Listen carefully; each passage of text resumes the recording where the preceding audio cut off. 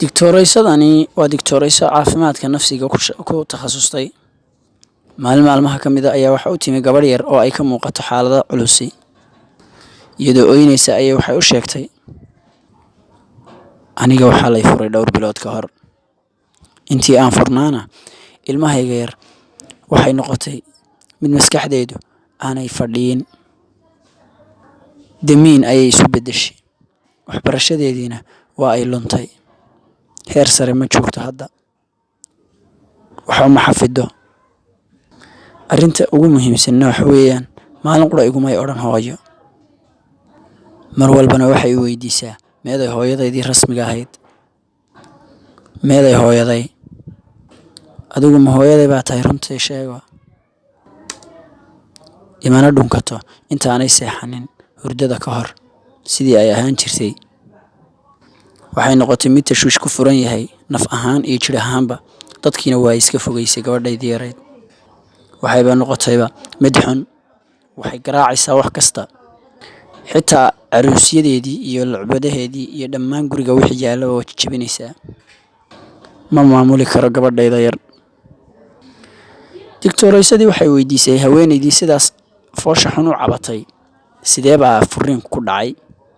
Maxaa idinka dhex dhacay adiga ninkaaga? Hooyadii waxay sheegtay in ninkeedu uu la dhaqan jiray si xun oo uu ihaanaysan jiray. Mar walbana uu garaaci jiray. Gabadha yar horteeda ku garaaci jiray. Sidaa daraaddeeda waxay ka fadishay la noolaanshihiisa furiinka.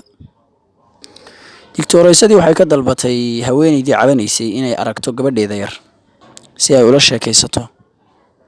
Arrintaana waa ay waafaqday hooyadii. 2 maalin kadib baa dhakhtaradii loo keenay gabadhii yarayd. Digtooraysadii ayaa markay soo dhaweysay islaantii iyo gabadhii ay wadatay, waxay gabadha weydiisay ka waran hooyo waxbarashadaada, xaaladaha saaxiibada iyo noloshaada. Gabadha yari markiiba su'aalaha waxay kaga jawaabaysay qaab naxdin leh iyo cabsi. Muddo yar kadib digtooraysada gabadhu waxay ugu warantay si degan. Digtooraysadu markay weydiisay waxay samayso usbuuca fasaxa markay hooyadeed la socoto, waxay u sheegtay gabadha yari inay waqtiga ugu badan maamo Leyla la fadhido. Digtooraysadii markay weydiisay hooyadii yay tahay maamo Leylana, waxay u sheegtay in maamo Leyla ay tahay xaaska ninkii furay uu qabo. Digtooraysadii waxay weydiisay gabadha yarayd waayo maamo Leyla. Gabadha yarayd waxay ugu jawaabtay waa hooyadeeda rasmiga ah, waana ta jecel, waana tii dhashay. Hooyadii iyada ooyeyso ilmo ka soo jeedo ayay digtooradii u sheegtay waalidkii gabadha la dhalay inuu qalbigeeda tashwiish ku furay, una sheegay in maamo Leyla hooyadeed tahay. Ninkan ayaana u sheegay in maamo Leyla ay hooyo u tahay. Marka ay ilowdo inay maamo Leyla ugu yeedho, waa uu garaacayaa. Isaga ayaana beenta ku akhriya gabadha yar. Digtooraysadii ayaa codsatay in loo keeno ninka gabadha dhalay. Laakiin ninkaasi waa uu iska diiday inuu la kulmo digtooraysada.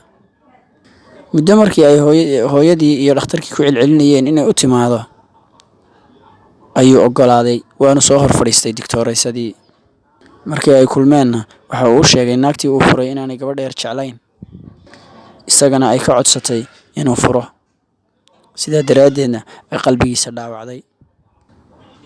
Hooyadani gabadha way dhaqaalaysaa, wax way siisaa, laakiin aniga way iga mamnuucday. Furniinna waa ay dalbatay.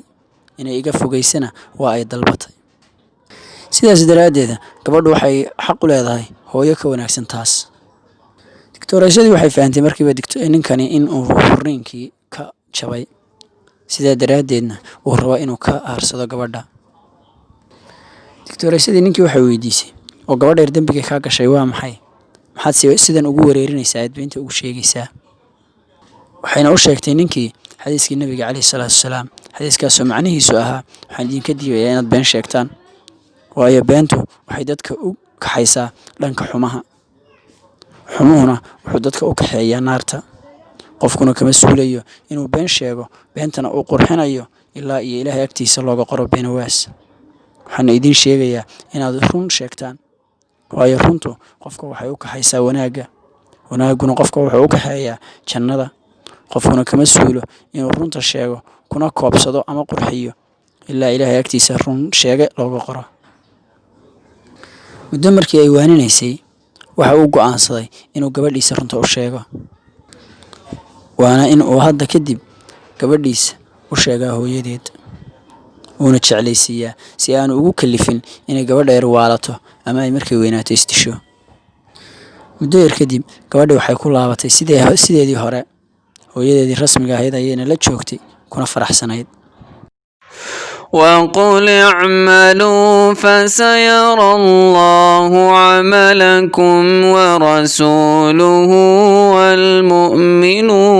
والمؤمنون وستردون إلى عالم الغيب والشهادة فينبئكم بما كنتم تعملون.